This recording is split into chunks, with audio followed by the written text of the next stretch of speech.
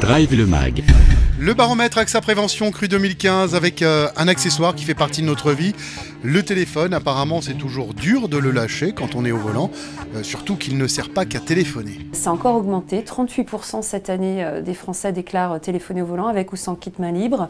Ils étaient 34% l'an dernier, donc on voit qu'il y a encore une augmentation assez importante. La pratique du SMS aussi, qui est de plus en plus forte, 23% cette année contre 19% l'an dernier. Donc on voit qu'ils sont dans leur bulle, individualistes et qu'ils oublient le partage de la route. Dans ce tableau noir autour du téléphone au volant, il y a quand même ce kit main libre dont la pratique se répand. Maintenant, je rappelle toujours en tant qu'association de prévention que téléphoner même avec un kit main libre reste dangereux parce que vous êtes quand même en hypovigilance, préoccupé par la conversation et l'image mentale des propos que vous échangez avec votre interlocuteur se superpose à l'image de la route. Et si il y a un imprévu à ce moment-là ou un autre usager de la route qui passe, on risque de le percuter. Donc voilà, quand on conduit, l'idéal quand même c'est de rien faire d'autre et d'être concentré sur son environnement et sur la route.